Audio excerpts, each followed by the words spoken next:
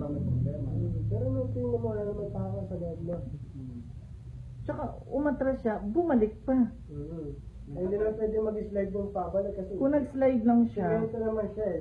Ang problem, buti nga nakaiwas ka rito. Hindi, okay pala kung buti nga hindi niya Ano yung didiretso yung gulong. Ngayon nakaslide yung gulong mo, papunta ron. Kaya papunta ron ng Papunta ron, oo. Ladong gas ka sa kabutin mo.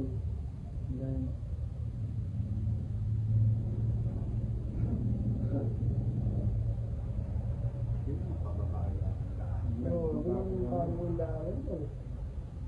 Lalo na doon, magkakagbutan mo pa ganun kasi hindi naman nakakagbutan yung sumunod na rin. Ayun, unti-unti na.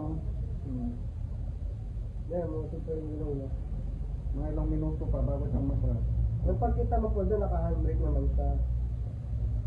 Grabe yun ah.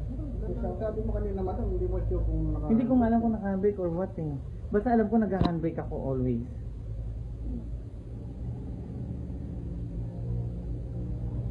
Kasi kung naka-handbrake siya, bakit umatras na doon, bumalik pa doon sa may puno? Bumalik po kaya. Manual.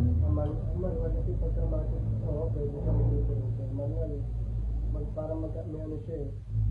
May clutch. mga ilang minuto ba bago siyang Kaya sandali lang ako sa bangko. Kasi pagpasok ko, ako kagad yung nag-deposit eh.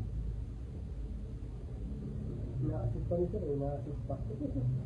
Kasi pa nung kasama ko.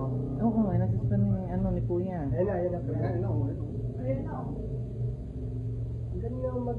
Kasi kung yan, Saka hindi po nabago yung gulong eh. Posisyon ng gulong eh. Yung pa rin siya. kasi ano, tumama na doon. Buti nga ako hindi tumama yung ano. Hindi na komedyante rin eh. Yan, tingnan mo yung ano, yung kabilang... Okay, ito mo ha. Pangalawang video na lang. Sa pangalawang video na lang yun.